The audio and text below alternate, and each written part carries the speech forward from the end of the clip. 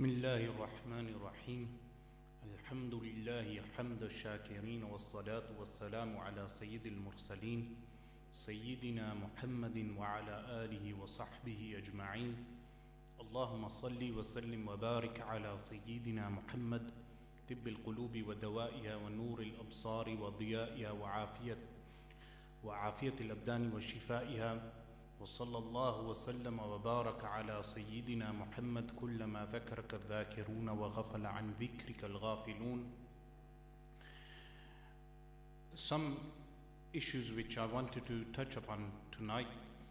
One was regarding the Anbiya alayhimus salatu wassalam, the prophets alayhimus salatu wassalam being alive in their graves. When prophets alayhimus salatu wassalam pass away and are placed in their graves, it is known through mutawatir hadith, mass transmitted hadith. The word mutawatir relates to those hadith that have been transmitted to us by such a huge number of people that the hadith cannot be deemed a lie. The hadith would be considered truthful. So the Prophets ﷺ being alive in their graves is something which has reached us through mass transmission, which is known as tawatur, mutawatir.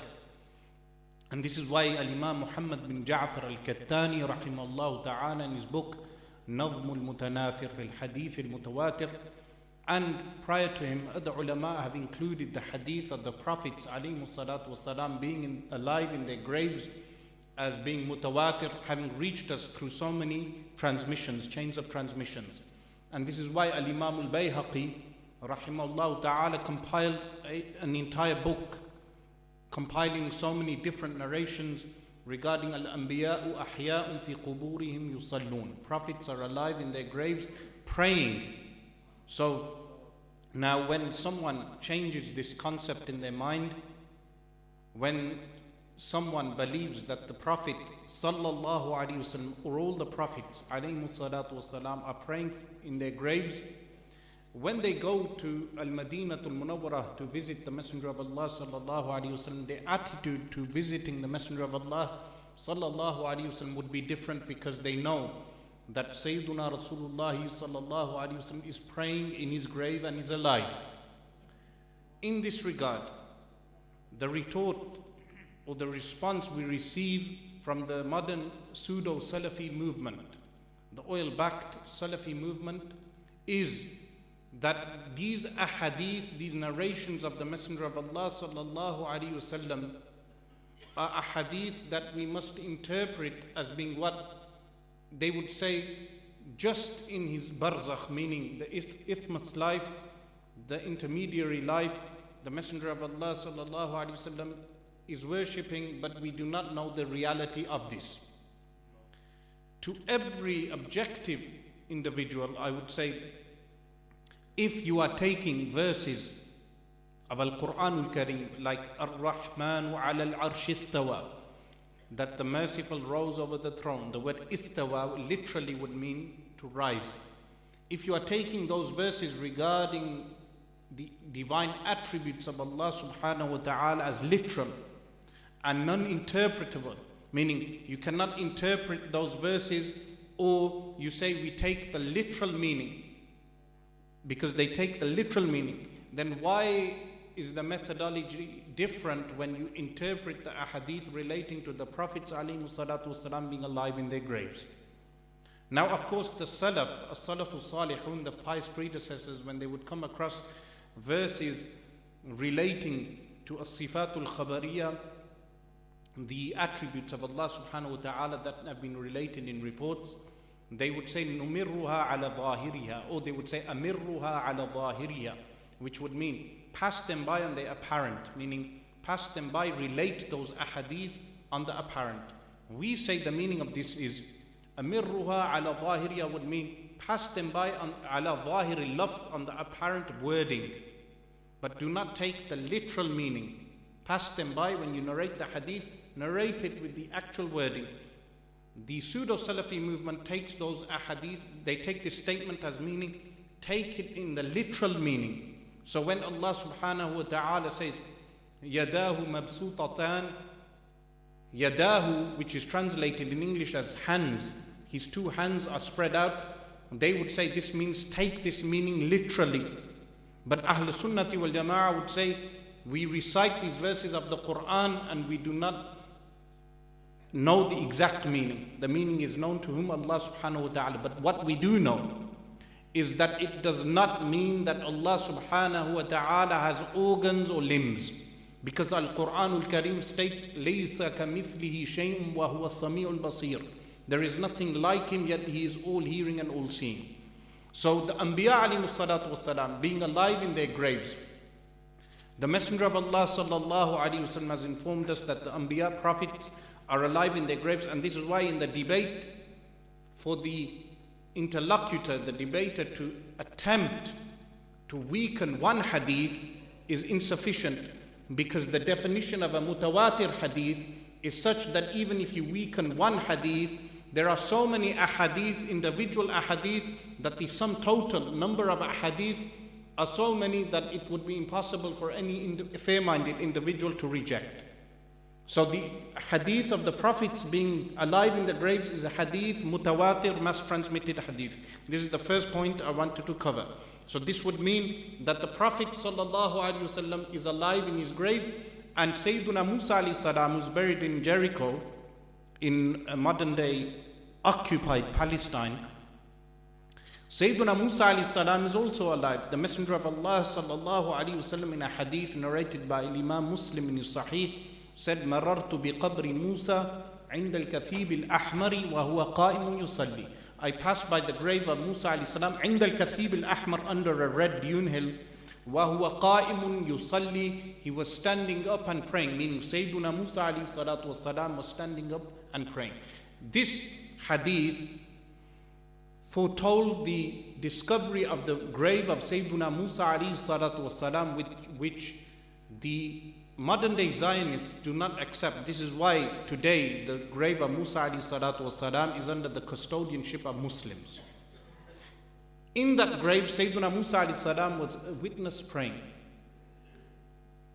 This, moving on from this first issue to a second issue, is that if an objective individual, and I am addressing those people who are undecided, meaning they are not sure on these issues, I would say to them, moving on from the first issue, which is regarding the Anbiya alayhimus salatu wassalam being alive in their graves, each individual hadith must be investigated and looked at for every objective individual.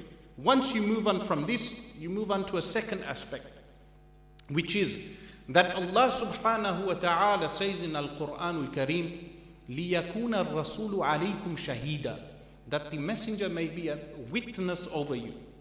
Regarding this witnessing of the Messenger of Allah sallallahu alayhi wasallam, there is something known as Ardul A'mal, the presenting of the actions of the ummah, the nation of the Messenger of Allah sallallahu alayhi wasallam in his grave. In the hadith narrated by Imam al-Bazzar in his Musnad, on the authority of Abdullah bin Mas'ud radiyallahu anhu, and there are different wordings for the hadith, the Messenger of Allah sallallahu alayhi wasallam said, hayati khayrun lakum tuhdithuna wa yuhdathu lakum. And this can be recited with the tashdid, hayati khayrun lakum tuhaddithuna wa yuhaddathu lakum. The meaning would be that my life is a great good for you, you relate and it is related to you, or you carry out actions and divine revelation is sent. This is regarding the life of the Messenger of Allah sallallahu alaihi wasallam on earth. But the Messenger of Allah sallallahu alaihi wasallam said, وَمَمَاتِ خَيْرٌ لَكُمْ, that my passing away is a great good for you. وَمَمَاتِ خَيْرٌ لَكُمْ. In what sense? In the same narration, Sayyiduna Abdullah bin Mas'ud radiyallahu anhu states that the companions said that how is your living a great good? We know of through the mass transmitted hadith, like in the Sunan of Imam Abu Dawud, that the Messenger of Allah sallallahu alaihi wasallam said, "Inna Allah harrama ala al-ardi an ta'kula ajsad al-anbiya," that Allah subhanahu wa ta'ala has prohibited on the earth from consuming the bodies of the prophets. Similar type of hadith.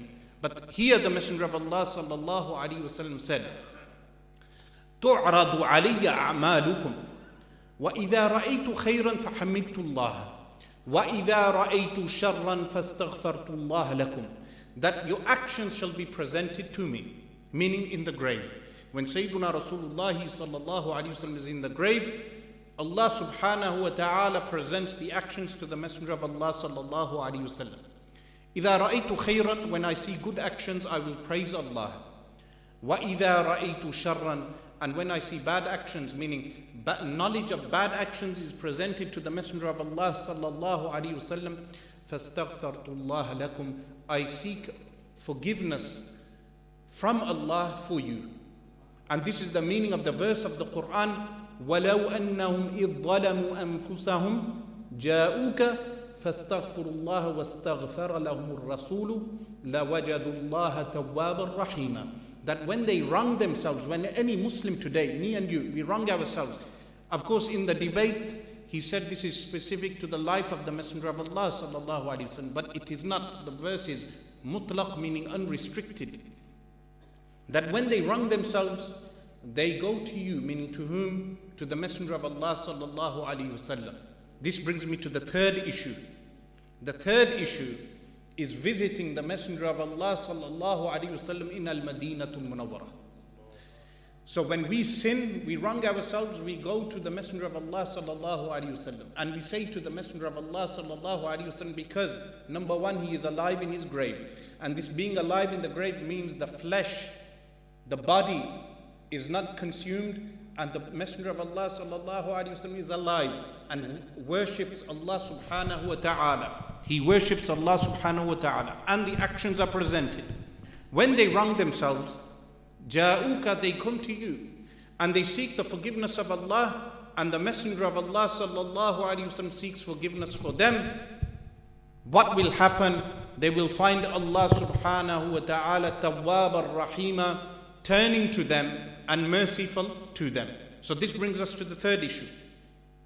In the Sunan of Al-Imam ad-Daraqutni rahimahullah ta'ala, the most famous hadith on the ziyarah and visitation of the Messenger of Allah sallallahu alaihi wasallam is Man zara qabri wajabat lahu shafa'ati. Whoever visits my grave, my intercession is necessary for him. This hadith is narrated by Sayyiduna Abdullah bin Umar radiyallahu anhuma. The objectors, starting with Abu al-Abbas Ahmad bin Taymiyyah, because he was the first person to reject visitation of the Messenger of Allah sallallahu alaihi wasallam. Prior to him, no scholar rejected visitation. In fact, in the early Hanbali works, like the work of Ibn al-Qudam al-Maqdisi rahimahullah ta'ala, al-Mughni, one of the best reference books for the Hanbali school, they recommend people to visit the grave of the Messenger of Allah sallallahu alaihi wasallam. Or al-Ahkam al-Sultaniyah, by one of the early Hanbali scholars, not the one of al-Mawardi, which is a separate book by a Shafi'i scholar. This hadith, they attempt to weaken from 3 points. Number one is the weakening of the narrator Musa bin Hilal. And they present for this, they say Musa bin Hilal was declared as being majhul, unknown, by Abu Hatim al-Razi rahimahullah ta'ala, who was a scholar of hadith. And regarding him, Al-Uqayli said in his book Ad-Du'afa, La yutaba', that he is not followed upon in a hadith. This type of presentation of weakening of the hadith, of course, the common Muslim, when they hear such technicalities, would be unable to discern such minute points which have obscurity. But when you go back and look at the methodology of Abu Hatim al-Razi, you find out that Abu Hatim al-Razi, when he declares a narrator as being majhul, he does not mean that the narrator is totally unknown. He means for him specifically the narrator is unknown otherwise. As Al-Imam Jalaluddin Abdul Rahman As-Suyuti rahimahullah in Tadrib al-Rawi mentions that Abu Hatim al-Razi declared even narrators of Sahih al-Bukhari as being unknown. In fact, he went so far that he declared companions of the Battle of Badr as being unknown. So this obscurity is unknown to the person to whom it is being presented. They will start thinking Musa bin Hilal is weak. Why? Because Abu Hatim al-Razi weakened him. But they will not know that Abu Hatim al-Razi was such, when in his methodology, when he would declare someone as being majhul, he would mean that he is unfamiliar of that particular narrator. Like this, they attempt to weaken the hadith. Regarding Al-Uqayli, his weakening in Al-Du'afa, we know what Al-Imam Al-Dhahabi rahimahullah ta'ala has to say regarding that. That when he says La yutaba', he just means that that person is unique and alone in narrating that hadith. And likewise, the second objection is relating to Al-Imam Al-Dhahabi's wording, where he sometimes may refer to a hadith as being munkar. Now, munkar in hadith methodology generally means a hadith which is rejected. But particularly when Al-Imam Al-Dhahabi rahimahullah ta'ala mentions a hadith being munkar, what he means is that narrator is alone in narrating that particular hadith. Thirdly, the third narrator, which is Abdullah bin Umar or Ubaidullah bin Umar, one of the sub-narrators in the chain of narration, they dispute his name. Now this, of course, is a long-winded subject, but the hadith, Man zara qabri wajabat lahu shafa'ati, whomever visits my grave, my intercession is necessary for him, is a sahih and authentic hadith. There are numerous scholars of hadith who authenticated the hadith. Jazakumullah khair. By the way, kissing the hands of elders is permitted. That's a different subject, because even in this day and age, the objections are even made to kissing the hands of elders. Kissing of hands of elders is permitted in the Sharia and the Sunnah of the Messenger of Allah sallallahu alaihi wasallam. So this third objection regarding visitation of the grave of the Messenger of Allah sallallahu alaihi wasallam is also rejected. The hadith itself, the hadith of Ad-Daraqutni, is authentic. So Muslims today, when they visit the Messenger of Allah sallallahu alaihi wasallam, they believe that the Messenger of Allah sallallahu alaihi wasallam tasted death, because the Quran states, "Kullu nafsin dha'iqatul maut," every soul shall taste death. But they believe that Anbiya alayhi salatu wassalam, their souls are returned back to them in their graves, and al-anbiya'u ahya'un fi quburihim yusallun, that prophets alayhi salatu wassalam are alive in their graves, worshipping Allah subhanahu wa ta'ala. And thirdly, that the a'mal, the ardul a'mal, that the actions are presented to the Messenger of Allah sallallahu alaihi wasallam. A fourth point, we know the Messenger of Allah sallallahu alaihi wasallam said, "Bada al-Islamu ghariban wa sayaudu ghariban fatuba lil ghuraba," which means what? Islam started strange. Bada al-Islamu ghariban. Islam started strange. وَسَيَعُودُ غَرِيبًا, and it shall return to being strange.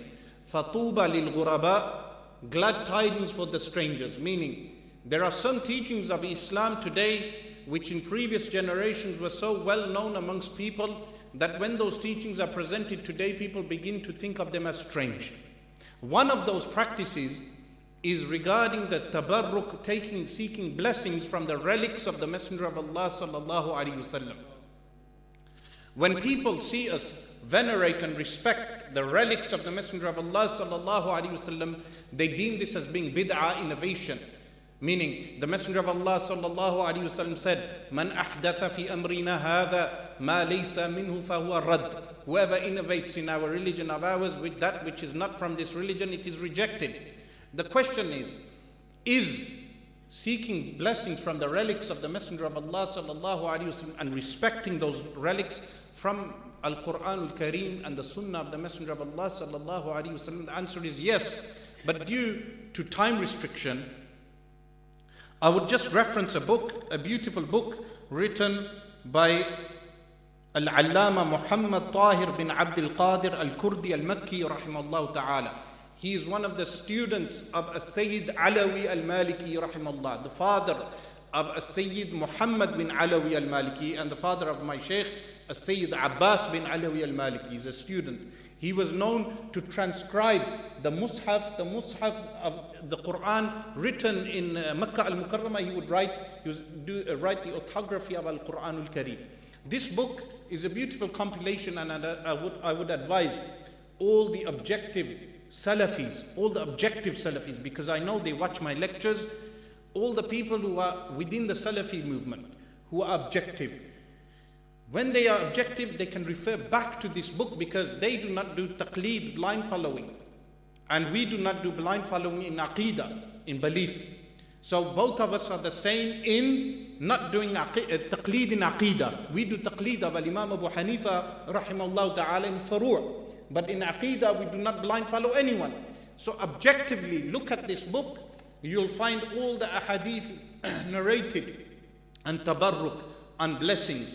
And you will find that within the hadith, for instance, he has أخرج البخاري عن أنس بن مالك رضي الله عنه, that Al-Bukhari narrates.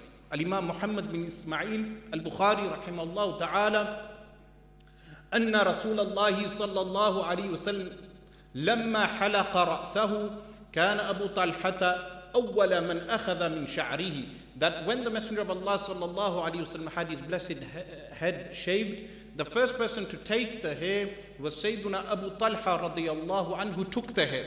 Now why did he take the hair? In another hadith, which is this hadith is narrated by Abu Awana in Sahih, and which is known as Musnad Abi Awana, that حلق الشق الآخر فأمر أن يقسمه بين الناس, that he, after the Messenger of Allah sallallahu alaihi wasallam had his blessed, the full wording is أن رسول الله صلى الله عليه وسلم أمر الحلاق, he ordered the barber, فحلق رأسه, who shaved the blessed head, ودفع إلى أبي طلحة الشق الأيمن, he gave the hair on the right hand side to Sayyiduna Abu Talha رضي الله عنه.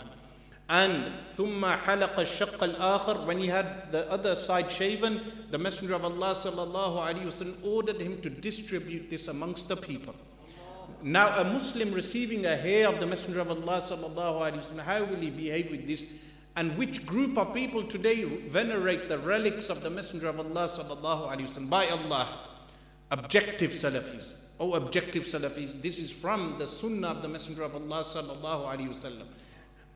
Likewise, in Sahih Muslim, from Sufyan bin Uyayna, from Hisham bin Hassan, from Ibn Sirin rahimahullah ta'ala, that after the Messenger of Allah sallallahu alaihi wasallam stoned the pillars, the Messenger of Allah sallallahu alaihi wasallam had his blessed head shaven and gave the hair to Abu Talha and said, distribute this amongst people. Now, of course, many of you will know the numerous ahadith relating to the relics, which are found in this one book, but there are numerous books written on this, and Wes Qadri will be able to tell you regarding the Urdu books that have been, numerous Urdu books that have been written on this subject.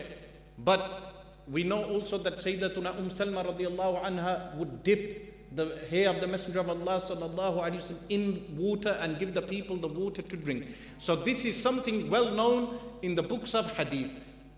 This was a fourth subject which I wanted to touch upon. Fifthly and finally, I would like to mention that when ulama, scholars, imams and others, when they have access to so many people through conferences, through meeting people, being invited to their homes, and through social media, in some cases, some of the public are unfamiliar with Islamic rulings. What this leads to is that when a scholar is invited to their homes, sometimes they may allow the male scholar who is coming to mix with the females of the household. This has led to major fitna tribulation. That today we have people who, because of their position in this country, and Al-Hajj Awais Qadri comes many years, but in Pakistan, of course, the culture is different.